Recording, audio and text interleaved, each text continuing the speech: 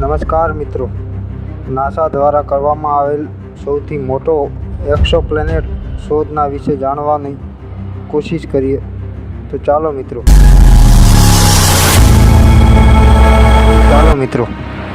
નાસાએ પૃથ્વીથી 40 પ્રકાશ વર્ષ દૂર આવેલા એક સૂર્યમંડળની શોધ કરવામાં આવી, જે આપણી પૃથ્વીની જેમ 7 જુદા જુદા બીજા પણ ગ્રહો છે. એવું માનવામાં આવે છે કે 7 ગ્રહ પૃથ્વી અને શુક્ર ગ્રહના કદના બરાબર જ છે. વસવાટ ઝોન હોવાના કારણે આ બધા જ ગ્રહો ઉપર જીવન શક્ય હોવાની આશંકાઓ પણ છે.